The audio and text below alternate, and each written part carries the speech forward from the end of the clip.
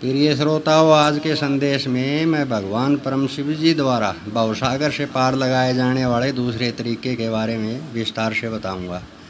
इसलिए संदेश को पूरा सुनिए और ध्यान से सुनिए, क्योंकि इस संदेश में मैं ऐसी ऐसी रहस्यमयी बातें बताने वाला हूँ जिनको सुनकर आप लोग इन बाबा महाराज लोगों के बारे में और ग्रंथों को लिखने वाले बाबा लोगों के बारे में बहुत कुछ सोचने पर मजबूर हो जाओगे।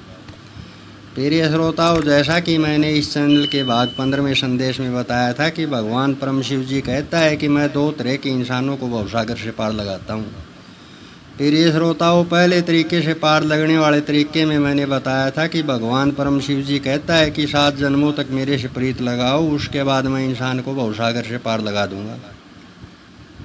प्रिय श्रोताओं, ये 7 जन्मों की प्रीत क्या होती है, कैसी होती है, ये रहस्य जानने के लिए आप लोग मेरे इसी ठोस ज्ञान चैनल का भाग 15वां संदेश अवश्य ही सुनो। प्रिय श्रोताओं, ये संदेश सुनने को मैं इसीलिए कह रहा हूँ क्योंकि संदेश सुनकर दिमाग की घंटियाँ ना बजें तो फिर कमेंट करके बता देना। प्रिय श्रोताओं, अब उस दूसरे तरीके के बारे में भी जान लो जिसके ज़रिए भगवान परम शिव जी व्यक्ति विशेष लिखावट वाले इंसानों को भवसागर से पार लगा देता है। प्रिय श्रोताओं, दूसरे तरीके के बारे में भगवान परम शिव जी कहता है कि लगातार 3 जन्मों तक मेरे से बैर करने वाले इंसानों को भी मैं भवसागर से पार लगा देता हूँ। प्रिय श्रोताओं, आगे की बातें बताने से पहले एक बार फिर से कहूँगा कि संदेश थोड़ा बड़ा ज़रूर है, लेकिन ऐसा अद्भुत और सच्चा ज्ञान जानने को मिलेगा कि आज तक जिन इंसानों से आध्यात्मिक जीवन के ज्ञान के अभाव में आप लोग नफरत करते आ रहे हो, ये संदेश सुनकर ऐसे कुछ व्यक्ति विशेष इंसानों से आप लोग नफरत करना छोड़ दोगे। प्रिय श्रोताओं, संदेश में बताई गई बातों को अच्छे से समझने के लिए सबसे पहले तो मैं आप लोगों की जानकारी के लिए बता दूं कि इस पूरे ब्रह्मांड में सारा खेल अक्षरों और शब्दों के आध्यात्मिक जीवन के असल अर्थ जानने का है। यानी कि प्रिय श्रोताओं, जिन अक्षरों और शब्दों के जाल में इन बाबा महाराज लोगों ने संसारी लोगों को उलझा रखा है, बस प्रिय श्रोताओं मनुष्य यहीं पर मात खा रहा है और अक्षरों और शब्दों के जाल में ही उलझ कर रह जाता है। प्रिय श्रोताओं, सबसे पहले तो मैं यहाँ पर 2 शब्दों का आध्यात्मिक जीवन का असल अर्थ बता रहा हूँ। उसके बाद मैं भगवान परम शिव जी द्वारा भवसागर से पार लगवाए जाने वाले दूसरे तरीके के बारे में विस्तार से बताऊँगा। प्रिय श्रोताओं, इन 2 शब्दों की असल परिभाषा मैं क्यों बता रहा हूँ, ये रहस्य भी आप लोग थोड़ी देर में जान जाएंगे। बस संदेश को ध्यान से सुनिए, क्योंकि प्रिय श्रोताओं, इन 2 अक्षरों की असल परिभाषा इस दूसरे तरीके से भवसागर से पार लगवाए जाने वाले इंसानों से बड़ा ही गहरा संबंध रखती है। प्रिय श्रोताओं, सबसे पहले तो आप लोग इंसान शब्द की असल परिभाषा जान लो। प्रिय श्रोताओं, आध्यात्मिक जीवन के हिसाब से कायदे नामक पुस्तक के स्वर और व्यंजनों के एक एक अक्षर की असल परिभाषा मैंने मेरे दूसरे चैनल पर पहले से ही विस्तार से बताई हुई है।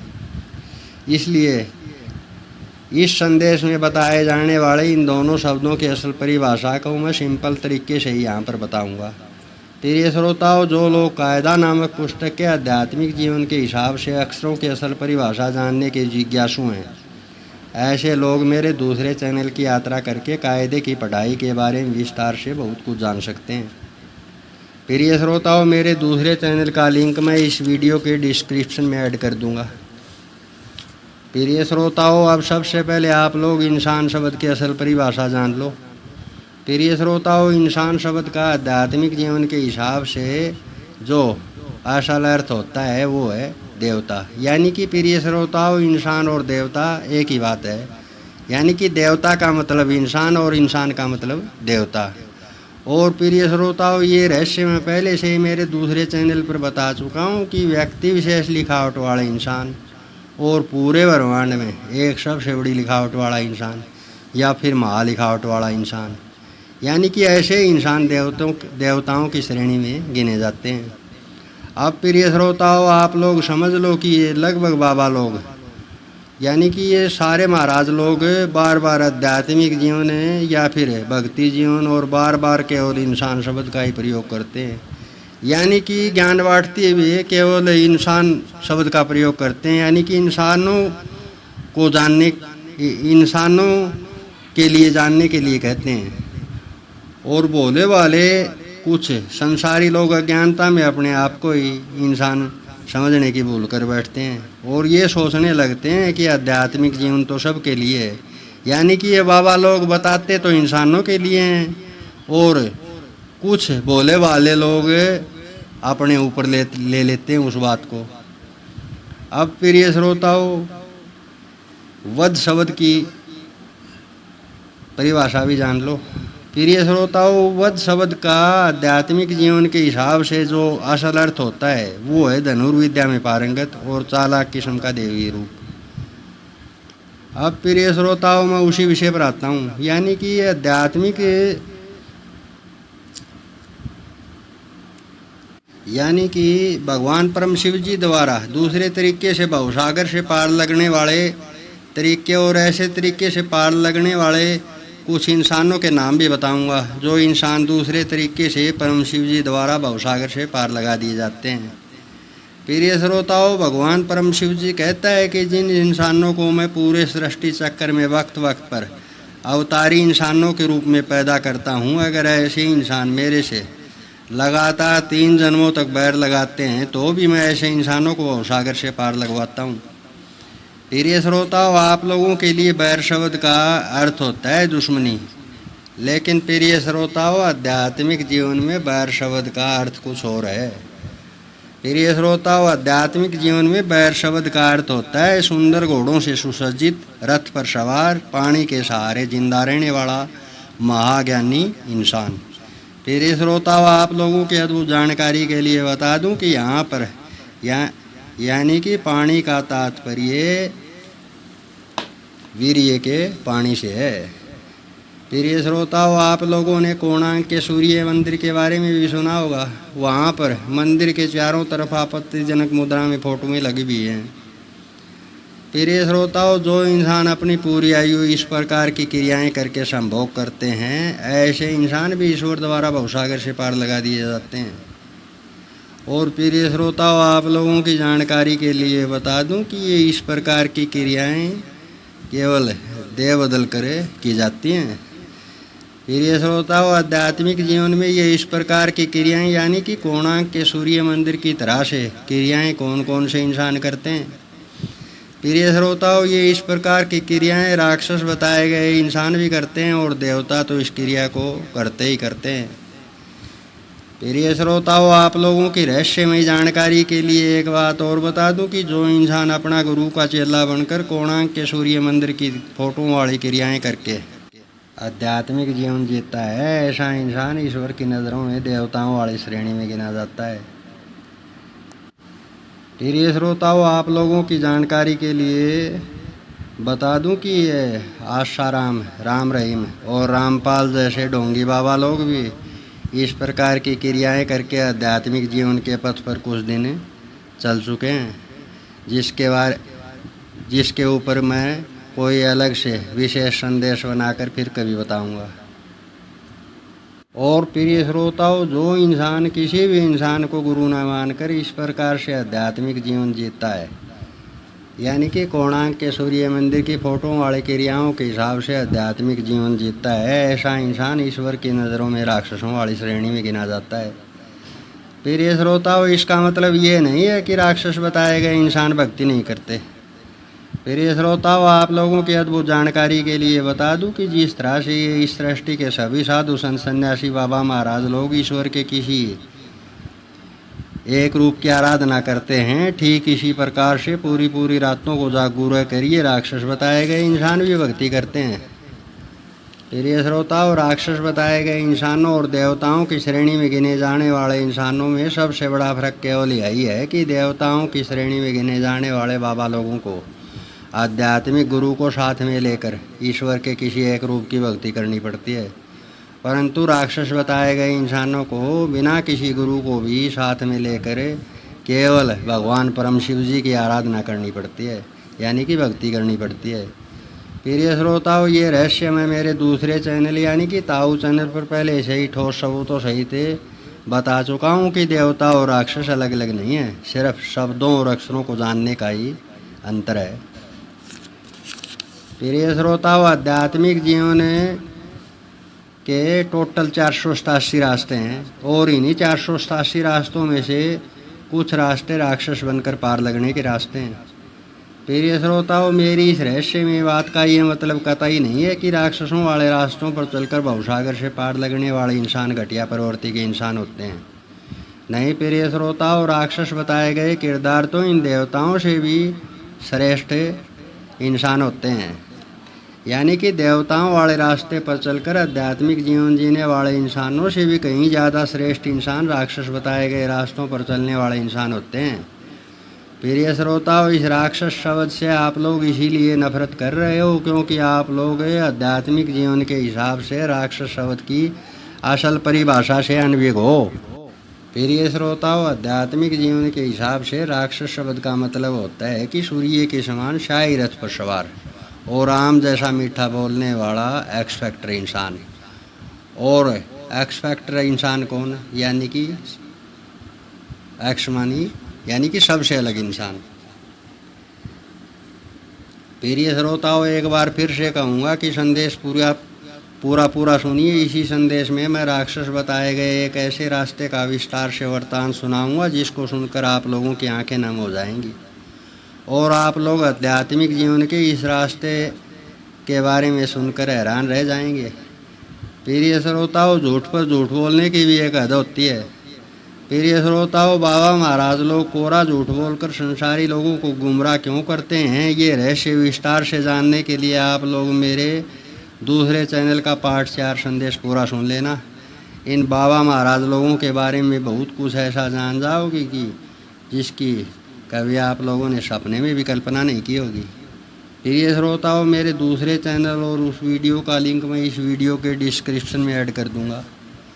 प्रिय श्रोताओं, लगे हाथ ये रहस्य भी बता देता हूँ कि बहुत से संसारी लोग इन बाबा महाराज लोगों का कोरा झूठा ज्ञान क्यों सुनते हैं और इन बाबा महाराज लोगों के खिलाफ कुछ भी बोलने पर क्यों भड़क जाते हैं। यानी कि प्रिय श्रोताओं, कुछ लोग इन बाबा महाराज लोगों के खिलाफ एक भी शब्द सुनने को तैयार नहीं रहते और जल्दी भड़क जाते हैं। इसका कारण क्या है? तो प्रिय श्रोताओं, ये रहस्य जानने के लिए आप लोग केवल इसी ठोस ज्ञान चैनल के पहले 3 संदेश पूरे सुन लो। ठोस सबूतों सहित पता चल जाएगा कि इस रहस्य के पीछे का असल कारण क्या है। अब प्रिय श्रोताओं, मैं उसी विषय पर आता हूँ। प्रिय श्रोताओं, जो इंसान ग्रंथों में राक्षस बताए गए हैं ऐसे सभी इंसानों का वध हुआ था और वध शब्द की असल परिभाषा मैं इस संदेश में थोड़ी देर पहले ही बता चुका हूँ। प्रिय श्रोताओं, ये जितने भी ग्रंथों, वेदों, पुराणों में राक्षसों का वध दर्शाया गया है ऐसे सभी इंसान भवसागर से पार लगते हैं। यानी कि प्रिय श्रोताओं, वध का मतलब मरना नहीं होता है। यानी कि चालाक किस्म के धनुर्विद्या में पारंगत इंसान कभी नहीं मरा करते। प्रिय श्रोताओं, आप लोगों की रहस्यमय जानकारी के लिए एक अद्भुत बात और बता दूं कि ये इस सृष्टि के सभी साधु संत सन्यासी योगी बाबा महाराज लोग अंतिम समय में अपना शरीर छोड़कर जब जाते हैं तो योग क्रिया विधि से अपने शरीर का देह त्याग करके जाते हैं। और ये ग्रंथों में जितने भी राक्षस बताए गए इंसान हैं ये भी योग क्रिया विधि से अपने शरीर का देह त्याग करके जाते हैं। यानी कि सेम देवताओं वाली क्रिया से अपने शरीर का देह त्याग करते हैं। प्रिय श्रोताओं, आप लोगों की रहस्यमय जानकारी के लिए एक चौंकाने वाली बात और बता दूं कि राक्षस बताए गए किरदारों की ऐसी जीवन शैली होती ही नहीं जैसा कि ग्रंथों, वेदों और पुराणों, फिल्मों व नाटकों व इन डरपोक ढोंगी बाबा लोगों द्वारा बताया जाता है। प्रिय श्रोताओं, अब मैं एक ऐसा वृत्तांत आप लोगों को सुनाता हूँ जिसे सुनकर आप लोग हैरान हो जाओगे और इन बाबा लोगों द्वारा झूठा ज्ञान बांटने पर बहुत कुछ सोचने पर मजबूर भी हो जाओगे। प्रिय श्रोताओं, मेरे द्रोणाचार्य जैसे आध्यात्मिक गुरु से आध्यात्मिक जीवन मिले हुए उन दिनों मेरे को लगभग 3 वर्ष ही हुए होंगे। प्रिय श्रोताओं, तब तक मैं आध्यात्मिक जीवन में देवताओं वाले बहुत से रास्तों पर चल चुका था। यानी कि उन 3 वर्षों में मैं बहुत सारे देवताओं का रूप बन करके देख चुका था। और प्रिय श्रोताओं, इन 3 वर्षों में मैं ईश्वर के कपटी रूपों और खुद अपनी गुरु माँ के धोखे और दगाबाजी का खेल भी बहुत ज़्यादा देख चुका था। प्रिय श्रोताओं, इन्हीं दिनों एक दिन मेरे मन में विचार पैदा हुआ कि रावण बनने वाला रास्ता क्या है और इस रास्ते में किस प्रकार का जीवन है। इसके बारे में कुछ बताया जाए। प्रिय श्रोताओं, आप लोगों की अद्भुत जानकारी के लिए बता दूं कि भगवान परम शिव जी का सिस्टम कुछ ऐसा है कि आध्यात्मिक जीवन के बेकार से रास्तों के बारे में पूछने पर ये मतलब उन रास्तों के बारे में बताने की उत्सुकता भी बड़ी ज़बरदस्ती से दिखाता है, यानी कि बेकार रास्तों का ज्ञान कराने में देर नहीं कराता। प्रिय श्रोताओं, ईश्वर ने यानी कि भगवान परम शिव जी ने इस रास्ते के बारे में मेरे को जो कुछ भी उस वक्त ज्ञान करवाया, अब उस रास्ते के बारे में भी जान लो। प्रिय श्रोताओं, भगवान परम शिव जी ने उस वक्त मेरे को बताया कि रावण बनने के लिए आपको या तो साइकिल या फिर मोटरसाइकिल लानी पड़ेगी, यानी कि प्रतिदिन दिन में एक बार चक्कर को घुमाना पड़ेगा। चक्कर यानी कि साइकिल या मोटरसाइकिल के टायरों को ही यहाँ पर चक्कर बता रहा हूँ। और दुकान में मिस्त्री वाला जो कार्य आप लोग कर रहे हो उसको छोड़ना पड़ेगा और जमींदारा करना पड़ेगा, यानी कि कृषि का कार्य करना होगा। और इसके साथ साथ आपको एक भैंस भी लानी पड़ेगी। प्रिय श्रोताओं, उस वक्त भगवान परम शिव जी ने मेरे को ज्ञान करवाया कि गाय या भेड़ बकरी नहीं लानी है, केवल भैंस ही खरीद कर लानी पड़ेगी। प्रिय श्रोताओं, आप लोगों की रहस्यमयी जानकारी के लिए बता दूं कि पशुओं में जोटा और भैंस भगवान शिव से ही संबंध रखते हैं, यानी कि जोटा और भैंस ये दोनों भगवान शिव जी के ही रूप हैं, यानी कि अर्धनारेश्वर शिव भगवान के रूप हैं, यानी कि जोटा शिव का रूप और भैंस पार्वती का रूप। प्रिय श्रोताओं, इसके अलावा भगवान परम शिव जी ने मेरे को इस रास्ते का कुछ और ज्ञान भी करवाया और बताया कि जब भी खेत में जाओगे चक्कर पर चढ़ कर, यानी कि साइकिल या फिर मोटरसाइकिल पर चढ़ कर ही जाना होगा। और इसके अलावा पूरी रातों को जाग कर मेरी भक्ति करनी होगी। और प्रिय श्रोताओं, इसके अलावा ईश्वर द्वारा मुझे ये भी बताया गया कि इस रास्ते पर चलोगे तो न तो 3 जन्मों की भक्ति जीवन के बाद आपको आपकी पत्नी मिलेगी और नई बाल बच्चे मिलेंगे, और नई 3 जन्मों की भक्ति के बाद जो 4 जन्म में स्वर्ग कैसे आनंद भोगने को देता हूँ वो मिलेंगे। और प्रिय श्रोताओं, इसके अलावा मेरे को ये भी बताया गया कि अगर आप इस रावण बनने वाले रास्ते पर चलोगे तो आपके पुत्र की आयु 40 वर्ष होने के तुरंत बाद आपका पुत्र फांसी लगा लेगा। और प्रिय श्रोताओं, इसके अलावा मेरे को ये भी ज्ञान करवाया गया कि अगर इस रावण बनने वाले रास्ते पर चलोगे तो आपकी पत्नी मंदोदरी का रूप बन जाएगी, यानी कि आप रावण बनोगे तो आपकी पत्नी सवते ही मंदोदरी बन जाएगी। और मंदोदरी रावण से सहवास करना पसंद नहीं करेगी, इसलिए सहवास के वक्त आपको देह बदलनी पड़ेगी। और प्रिय श्रोताओं, इसके अलावा मेरे को ये ज्ञान भी करवाया गया कि सहवास के वक्त आपको देह बदल कर बजरंगी का रूप बनकर ही मंदोदरी के पास जाना होगा, यानी कि देह बदल कर हनुमान का बजरंगी रूप बनकर मंदोदरी के पास जाना होगा। और अगर देह ना बदली तो फिर आपकी पत्नी का रूप मंदोदरी आपको पास भी नहीं भटकने देगी। प्रिय श्रोताओं, उन दिनों में किसी वैज्ञानिक की तरह से आध्यात्मिक जीवन के अलग अलग रास्तों का परीक्षण कर रहा था। प्रिय श्रोताओं, इस रहस्य को आप लोग यूँ भी समझ सकते हो कि उन दिनों में प्रशिक्षण के दौर से गुजर रहा था। प्रिय श्रोताओं, आप लोगों की अद्भुत जानकारी के लिए बता दूं कि उन दिनों मैंने कुछ दिनों यानी कि लगभग 5-6 दिन इस रावण बनने वाले रास्ते का परीक्षण भी किया था। प्रिय श्रोताओं, भगवान परम शिव जी द्वारा इस रास्ते का जो ज्ञान मेरे को करवाया गया था वो ज्ञान 100 का 100 सत्य था, यानी कि बगैर देह बदले मेरी पत्नी बनी मंदोदरी मेरे पास आना तो दूर की बात है, बात करने को भी तैयार नहीं होती थी। प्रिय श्रोताओं, इस चैनल के पहले 2 संदेशों में मेरे द्वारा बताई गई उन रहस्यमय बातों का ये मंदोदरी वाला जो वृत्तांत सुनाया है, ये एक और कड़वा ठोस सबूत है कि इस सृष्टि की सभी जीवात्माओं में देवता ही बैठे हैं। यानी कि रावण बनने पर मेरी पत्नी बनी मंदोदरी का रूखा व्यवहार इस बात का एक और ठोस प्रमाण था कि सब जीवों के अंदर देवता बैठे हैं और देवता ही बोलते हैं, और देवता ही आप लोगों और बाकी की जीवात्माओं के शरीरों का प्रयोग करके उनसे उनके सारे कार्य करवा रहे हैं। प्रिय श्रोताओं, ग्रंथों और नाटकों में ये जो रावण के किरदार के बारे में अनाप शनाप बातें लिखी हुई हैं उनका कोई वजूद ही नहीं है। प्रिय श्रोताओं, रावण बनने वाले रास्ते में तो प्रत्येक अवतारी इंसान से एक साधारण से इंसान का जीवन जीना पड़ता है। प्रिय श्रोताओं, अब आप लोग अच्छे से जान गए होंगे कि रावण की क्या कहानी है। प्रिय श्रोताओं, ये रहस्य मैं अगले संदेश में बताऊंगा कि ग्रंथों में रावण के 10 सर क्यों बता दिए गए, और रावण और राम की क्या लड़ाई थी, और क्या रावण और राम की कोई लड़ाई थी भी या फिर नहीं, और हनुमान की पूंछ में आग लगने का क्या रहस्य था, और क्या रावण ने वास्तव में सीता का हरण किया था या फिर नहीं, और ये मंदोदरी नाम की औरत कौन थी। और प्रिय श्रोताओं, ये रहस्य भी बताऊंगा कि रावण को राजा क्यों बताया गया, यानी कि इतना साधारण जीवन जीने वाले इंसान को राजा क्यों बता दिया गया।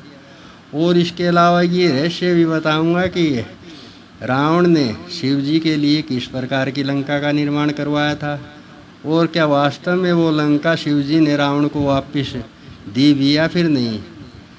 और प्रिय श्रोताओं, इस विषय पर अगर कोई भी मनुष्य अगर मेरे से कोई सवाल पूछना चाहता है तो वो भी कमेंट करके बता देना। मैं आप लोगों के प्रत्येक सवाल का जवाब मेरे एक या दो अगले संदेशों में उस सवाल का जवाब अवश्य ही दूंगा, और वो भी ठोस सबूतों सहित। प्रिय श्रोताओं, संदेश के आखिर में यही कहूँगा कि गीता ग्रंथों, वेदों, पुराणों में जितने भी रास्तों के किरदार बताए गए हैं, ऐसे सभी रास्ते रावण बनने वाले रास्ते की तरह से ही साधारण सा जीवन जीने के रास्ते हैं।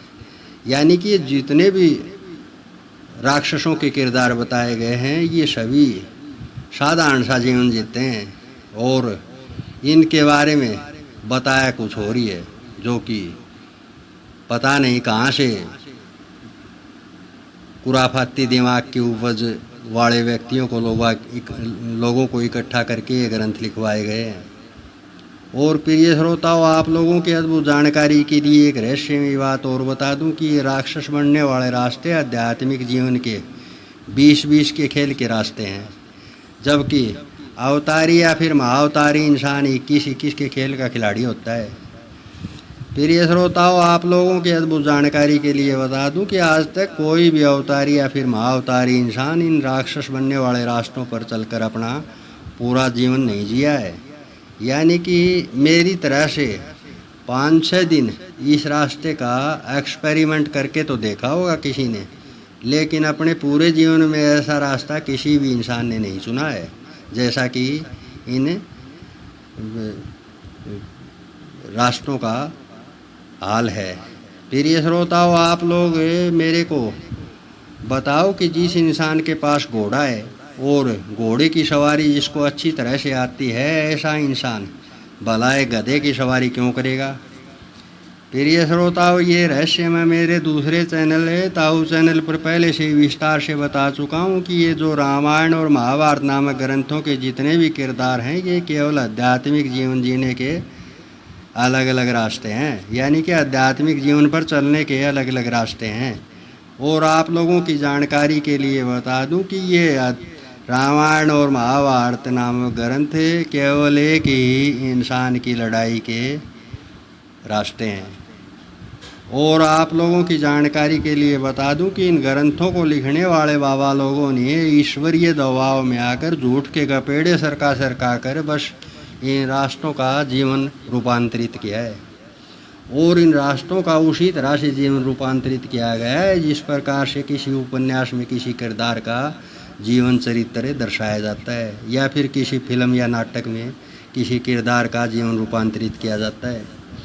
प्रिय श्रोताओं, ये रामायण और महाभारत के जितने भी किरदार हैं ये आध्यात्मिक जीवन के 487 रास्तों में से ही कुछ रास्ते हैं, और एक ही इंसान यानी कि केवल अवतारी या फिर महाअवतारी इंसान इन 487 किरदारों में से किसी भी एक किरदार का चयन कर सकता है इन 487 रास्तों में। अब प्रिय श्रोताओं, आप लोगों में से समझदार लोग मेरे को बताओ कि कोई अवतारी या फिर महाअवतारी इंसान किसी ऐसे रास्ते का चयन क्यों करेगा जिस पर चलने से केवल 40 वर्ष की आयु में ही उसका पुत्र फांसी लगा ले।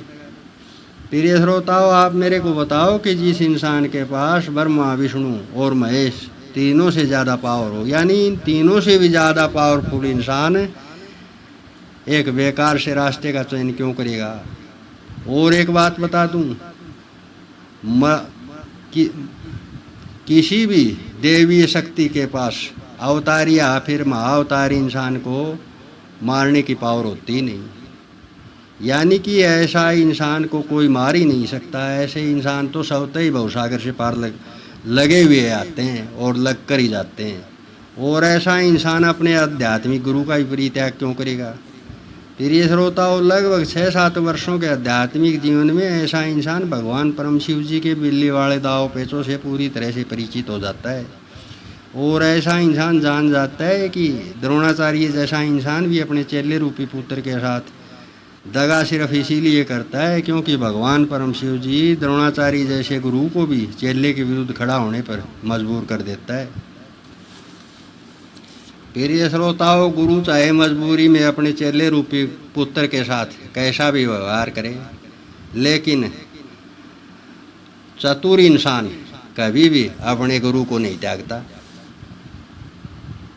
प्रिय श्रोताओं, ये ग्रंथों को लिखने वाले लोग और ये ढोंगी प्रचारी बाबा लोग आध्यात्मिक जीवन के रास्तों से अनभिज्ञ लोगों को मूर्ख बनाकर कहते हैं कि द्रोणाचार्य तो धर्म की लड़ाई लड़ रहा था, यानी कि अपने ही चेले के खिलाफ लड़ाई लड़ने को मजबूर किए गए इंसान को धर्म की लड़ाई का नाम दे दिया गया। यानी कि एक राक्षसी प्रवृत्ति के सृष्टिकर्ता जिसे आप लोग भगवान परम शिव जी समझते हो, उसकी तानाशाही के आगे झुककर अपने ही चेले के विरुद्ध लड़ाई लड़ने को तैयार हो गया तो कहाँ का धर्म हो गया भाई, मेरे को भी बताइए ज़रा। प्रिय श्रोताओं, अब मैं इन ढोंगी महाराज लोगों से पूछता हूँ कि अरे ढोंगी पाखंडी बाबा लोगों, ये द्रोणाचार्य कौन से धर्म की लड़ाई लड़ रहा था? मेरे सामने आकर मेरे आगे साबित करके तो दिखाओ कि कौन से धर्म की लड़ाई लड़ी जा रही थी। प्रिय श्रोताओं, द्रोणाचार्य, कृपाचार्य और कपटी परम शिव जी को छोड़कर बाकी के सभी किरदारों वाले रास्ते तो एक इंसान यानी कि अवतारी या फिर महाअवतारी इंसान के आध्यात्मिक जीवन के रास्ते हैं। फिर एक इंसान इतने सारे रास्तों पर कैसे चल सकता है और अपने आप से कैसे लड़ सकता है। यानी कि रामायण और महाभारत नामक ग्रंथों में बताए गए लगभग सभी किरदार यानी कि द्रोणाचार्य, कृपाचार्य और कपटी परम शिव जी को छोड़कर लगभग सभी किरदार तो एक ही इंसान के आध्यात्मिक जीवन के रास्ते हैं। फिर ये यानी कि एक ही इंसान है, इतने सारे रास्तों पर एक साथ कैसे चल सकता है। प्रिय श्रोताओं, संदेश अब काफ़ी बड़ा बन चुका है। संदेश के आखिर में यही कहूँगा कि इसी ठोस ज्ञान चैनल का बर्बरिक द्वारा शीश दान करने वाला संदेश पूरा सुन लेना। ग्रंथों में लिखे गए कोरे झूठे ज्ञान के बारे में बहुत कुछ ऐसा जानोगे जिसको सुनकर आप लोग बहुत कुछ सोचने पर मजबूर हो जाओगे। प्रिय श्रोताओं, संदेश के आखिर में यही कहूँगा कि जिन सज्जन लोगों ने इस चैनल को सब्सक्राइब नहीं किया है, ऐसे सभी ज्ञानी और सज्जन लोग इस चैनल को सब्सक्राइब कर लो और इस वीडियो को लाइक अवश्य करो ताकि गीता और ग्रंथों में लिखी गई झूठी बातों के असल सच्चाई को मेरे दोनों चैनलों के जरिए जन जन तक पहुंचाया जा सके। प्रिय श्रोताओं, ये संदेश सुनने वाले सभी सज्जन लोगों से अपील है कि इस चैनल के वीडियोज़ को अपने यार दोस्तों और रिश्तेदारों के पास शेयर अवश्य करो।